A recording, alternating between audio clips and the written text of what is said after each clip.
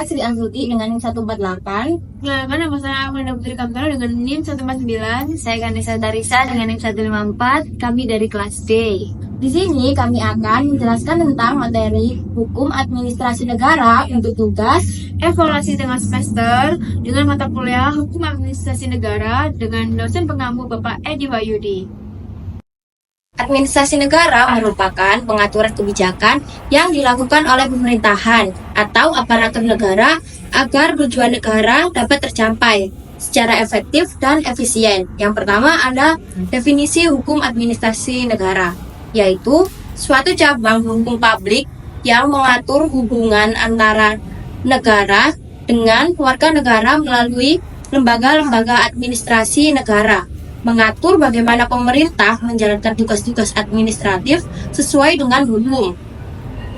Yang kedua ada peran hukum administrasi negara dalam mengatur hubungan antara pemerintah dan masyarakat serta pelaksanaan fungsi negara.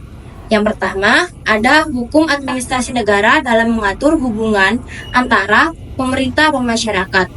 Hukum ini sangat penting karena menjadi jembatan antara pemerintah dan masyarakat untuk mengatur bagaimana pemerintah menjalankan tugas dan wewenang serta bagaimana pemerintah dapat berinteraksi dengan masyarakat dan mengawasi tindakan pemerintah.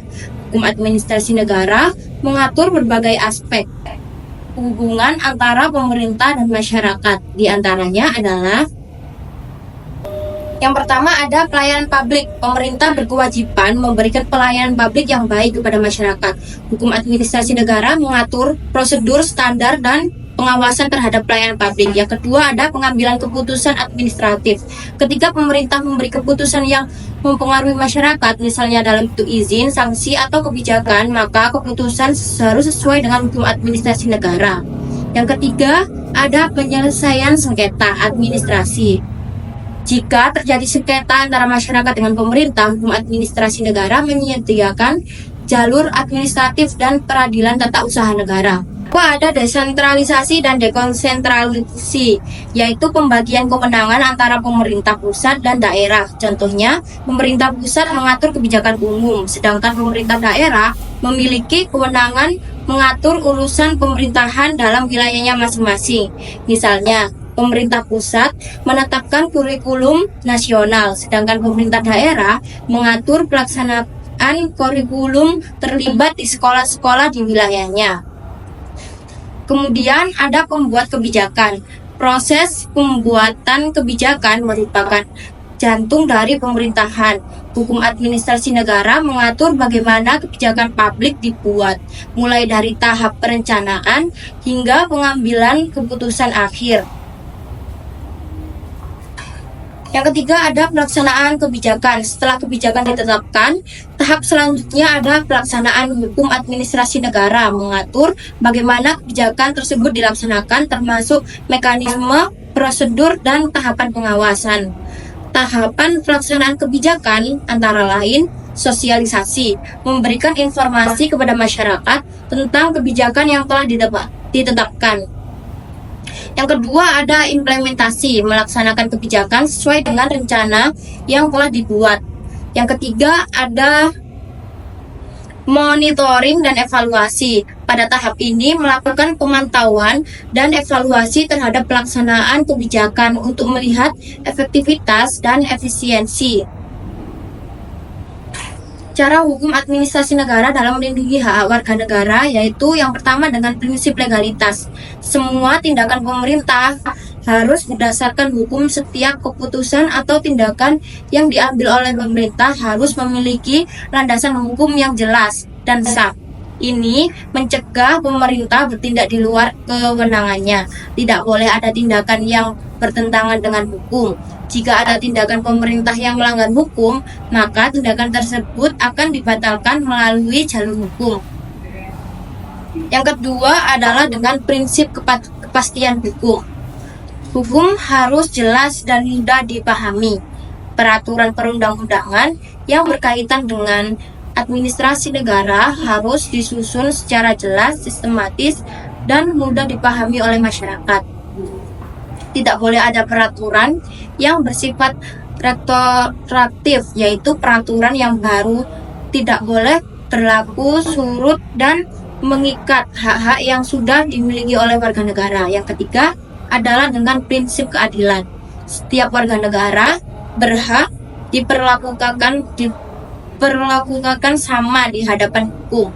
Tidak boleh ada diskriminasi atau perlakuan istimewa terhadap kelompok tertentu.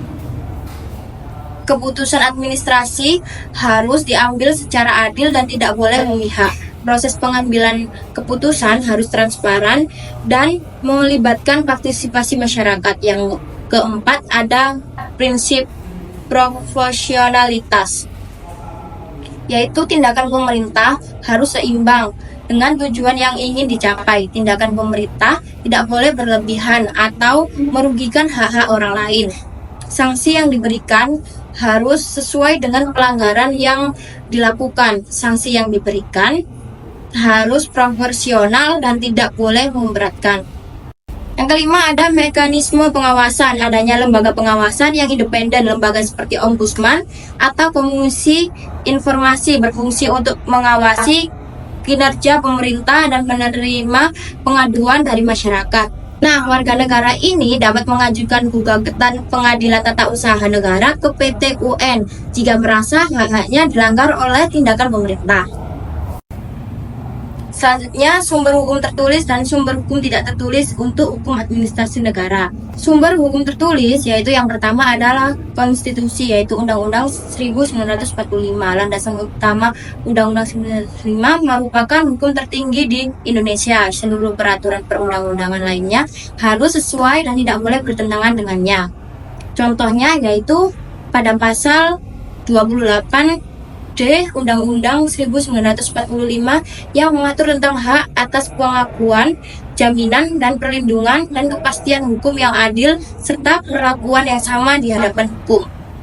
Yang kedua ada undang-undang. Produk legislatif dibuat oleh Dewan Perwakilan Rakyat yaitu DPR bersama Presiden, mengatur secara lebih terperinci mengenai berbagai hal aspek penyelenggaraan negara yang tidak diatur secara rinci dalam Undang-Undang 1945. Contohnya yaitu Undang-Undang Nomor 25 Tahun 2009 tentang pelayanan publik yang mengatur tentang hak-hak dan kewajiban penyelenggaraan dan pemerintahan pelayanan publik. Yang ketiga ada peraturan pemerintah atau PP. Produk eksekutif dibuat oleh pemerintah berdasarkan undang-undang. Menjabarkan lebih lanjut tentang ketentuan-ketentuan umum dalam undang-undang. Contohnya peraturan pemerintah nomor 80 tahun 2019 tentang perizinan perusahaan dan peraturan pemerintah nomor 27 tahun 2014 tentang pengelolaan barang milik negara. Yang keempat ada keputusan presiden atau Kepres. Produk presiden dibuat oleh presiden dalam rangka menjalankan tugas pemerintahan untuk mengatur hal-hal yang bersifat teknis dan operasional dalam penyelenggaraan pemerintahan. Contohnya, keputusan presiden tentang pembentukan suatu lembaga pemerintahan non-kementerian. Yang kelima, ada peraturan menteri dan peraturan daerah atau Perda atau Perpres. Produk kementerian atau lembaga pemerintahan daerah dibuat oleh menteri atau pemerintah daerah berdasarkan undang-undang dan peraturan perundang-undangan yang lebih tinggi. Contohnya peraturan Menteri Keuangan tentang tata cara pelaksanaan anggaran pendapatan dan belanja negara. Yang selanjutnya ada sumber hukum tidak tertulis. Kebiasaan administratif. Kebiasaan administratif adalah suatu cara bertindak atau pola perilaku yang dilakukan secara berulang-ulang dalam penyelenggaraan pemerintahan sehingga menjadi suatu kebiasaan yang dianggap sah dan mengikat. Contoh dari kebiasaan administratif yaitu prosedur perizinan, tata cara dan persyaratan perizinan tertentu yang telah menjadi kebiasaan dalam suatu instansi pemerintah. Yang kemudian ada praktik-praktik yang telah diterima dalam pelaksanaan administrasi negara. Praktik-praktik yang telah diterima adalah tindakan atau perilaku yang telah menjadi kebiasaan dalam pelaksanaan administrasi negara, meskipun tidak diatur secara eksplisit dalam peraturan perundang-undangan. Praktik-praktik ini terbentuk melalui pengalaman dan interaksi antara penyelenggara pemerintahan dan dengan masyarakat. Contohnya, yaitu etika birokrasi, nilai-nilai, dan norma yang menjadi pedoman perilaku pegawai negeri dalam menjalankan tugasnya. Kemudian kolaborasi antar lembaga, yaitu kerjasama antara berbagai lembaga pemerintah dalam menyelenggarakan untuk menyelesaikan suatu masalah. Sumber hukum administrasi negara menjadi dasar bagi tindakan administrasi pemerintahan karena memastikan bahwa pemerintah bertindak sesuai dengan prinsip-prinsip keadilan, transparansi, dan akuntabilitas. Hukum administrasi negara juga memastikan pemerintah memenuhi kewajibannya dalam melindungi hak-hak warga negara. Prinsip dasar seperti prinsip legalitas adalah salah satu prinsip dasar dalam hukum yang sangat penting. Prinsip ini menyatakan bahwa tidak ada perbuatan yang dapat dikategorikan sebagai suatu tindak pidana jika tidak diatur dan diancam pidana dalam suatu undang-undang yang berlaku sebelumnya. Dengan kata lain, seseorang baru dapat dipidana jika perbuatannya sudah diatur secara jelas dan undang-undang sebagai suatu tindak pidana. Dengan contoh kegiatan pemerintahan, yaitu penindakan hukum seperti penangkapan seseorang yang hanya dapat dilakukan jika ada bukti yang cukup dan berdasarkan pada hukum secara pidana. Berikutnya ada prinsip diskresi. Ya, prinsip diskresi adalah kebebasan yang diberikan kepada pejabat pemerintahan untuk mengambil keputusan dalam situasi yang tidak diatur secara spesifik oleh peraturan perundang-undangan. Keputusan ini diambil berdasarkan pertimbangan yang rasional dan objektif untuk mengatasi persoalan konkret yang dihadapi. Prinsip diskresi bertujuan melancarkan penyelenggaraan pemerintahan seperti mengatasi situasi yang tidak terduga atau kompleks. Contoh kegiatan pemerintahannya yakni pemberian bantuan sosial. Seperti pemerintahan dapat memberikan bantuan sosial dalam bentuk uang tunai, sembako, atau bantuan lainnya. Besaran bantuan dan kriteria penerima dapat disesuaikan dengan kondisi ekonomi daerah dan ketersediaan anggaran. Prinsip berikutnya ada prinsip akuntabilitas. Prinsip akuntabilitas adalah sebuah konsep yang menuntut seseorang atau suatu organisasi untuk bertanggung jawab atas tindakan, keputusan, dan hasil yang dicapai. Ini berarti adanya kewajiban untuk memberikan penjelasan dan pertanggungjawaban kepada pihak-pihak yang berkepentingan. Nah, contoh kegiatan pemerintahannya adalah laporan keuangan negara seperti pemerintah wajib mempublikasikan laporan keuangan negara secara berkala, sehingga masyarakat dapat mengetahui bagaimana anggaran negara digunakan. Lalu yang terakhir ada prinsip transparansi. Prinsip transparansi adalah sebuah prinsip yang menekankan pada keterbukaan informasi dan proses pengambilan keputusan. Dalam konteks yang lebih luas, transparansi berarti semua tindakan dan kebijakan yang diambil oleh suatu organisasi, lembaga, atau individu dapat diketahui dan diakses oleh publik. Dengan contoh kegiatan pemerintahan anggaran, pendapatan dan belanja negara atau APBN, seperti pemerintah wajib mempublikasikan secara detail rincian anggaran, mulai dari sumber pendapatan, alokasi dana untuk setiap sektor hingga proyek-proyek yang dibiayai. Hal ini memungkinkan masyarakat untuk mengawasi penggunaan anggaran dan memastikan bahwa dana negara digunakan secara efektif dan efisien.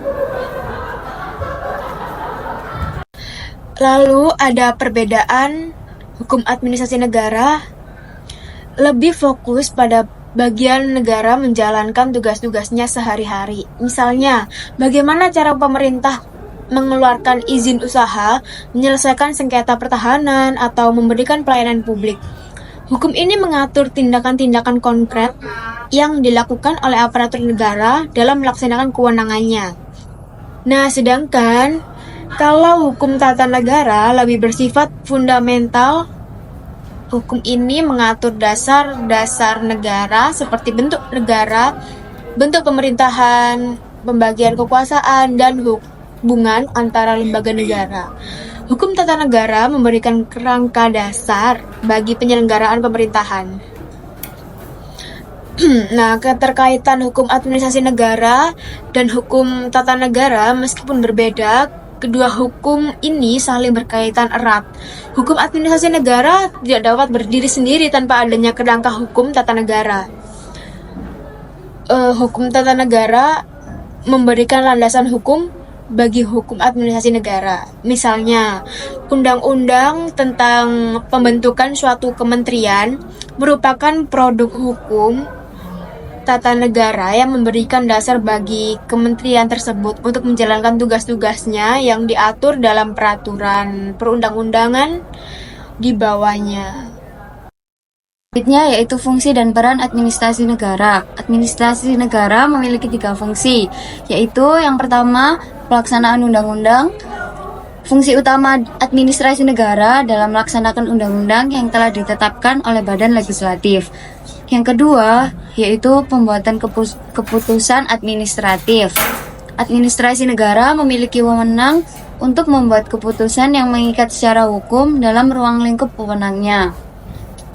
Selanjutnya yang ketiga yaitu pelayanan publik. Administrasi negara bertanggung jawab atas penyediaan layanan publik seperti pendidikan, kesehatan, dan infrastruktur. Lalu ada contoh peran administrasi negara dalam penerapan hukum di sektor-sektor. Yang pertama yaitu ada sektor pendidikan. Pemerintah mengeluarkan kebijakan zonasi dalam penerimaan siswa baru untuk meratakan kualitas pendidikan dan mengurangi beban orang tua dalam mencari sekolah yang berkualitas. Kemudian yang kedua ada sektor kesehatan. Kementerian Kesehatan mengimplementasikan Undang-Undang Kesehatan dalam penyelenggaraan layanan kesehatan. Yang ketiga ada sektor infrastruktur. Pemerintah membangun jalan tol baru dan melakukan kajian AMDAL untuk memastikan tidak ada dampak lingkungan yang signifikan sebelum pembangunan dimulai. Lalu ada beberapa tantangan dalam pelaksanaan hukum administrasi negara. Yang pertama yaitu birokrasi yang lambat, kurangnya efisiensi dalam pelaksanaan kebijakan dan hukum, seperti jumlah yang tidak sebanding dengan beban kerja, dapat menyebabkan pelayanan publik menjadi kurang optimal dan prosesnya menjadi lebih lambat. Yang kedua yaitu penyalahgunaan wewenang atau disebut sebagai diskresi. Resiko adanya pejabat yang menyalahgunakan kekuasaannya, seperti pemberian perlakuan istimewa kepada keluarga atau kerabat, dapat menghambat proses seleksi dan pengambilan keputusan yang objektif. Yang ketiga yaitu kurangnya transparansi. Proses pengambilan keputusan yang tertutup seperti keputusan penting seringkali diambil secara tertutup tanpa melibatkan partisipasi masyarakat.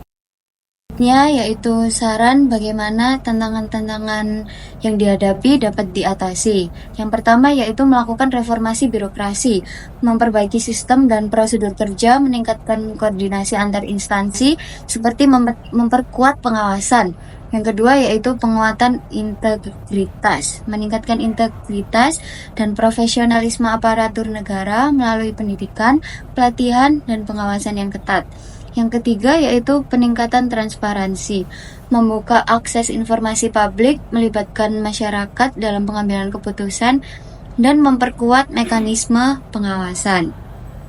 Lalu ada poin-poin penting dari materi yang telah dijelaskan tadi, yaitu hukum administrasi negara merupakan cabang hukum yang mengatur hubungan antara pemerintah atau badan pemerintahan dengan warga negara atau badan hukum lainnya dalam penyelenggaraan pemerintahan. Hukum ini mengatur bagaimana pemerintah menjalankan kekuasaannya, membuat keputusan, dan memberikan pelayanan publik.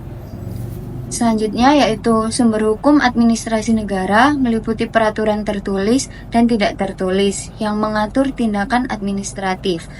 Prinsip-prinsip umum seperti legalitas, diskresi, akuntabilitas, dan transparansi merupakan landasan penting dalam penerapan hukum administrasi negara. administrasi negara sendiri memiliki peran penting dalam melaksanakan hukum dan menjaga ketertiban dalam masyarakat. Lalu fungsi administrasi negara sendiri mencakup pelaksanaan kebijakan, pengawasan hukum, dan pelayanan publik yang sejalan dengan peraturan perundang-undangan, serta pentingnya peningkatan efisiensi, transparansi, dan akuntabilitas dalam administrasi negara. Hukum tata negara dan hukum administrasi negara saling berhubungan erat. Hukum tata negara memberikan kerangka dan kewenangan, sedangkan hukum administrasi negara sendiri mengatur pelaksanaan operasional kewenangan tersebut. Keduanya sama-sama berfungsi untuk memastikan pemerintahan berjalan dengan efisien, akuntabel, dan sesuai hukum.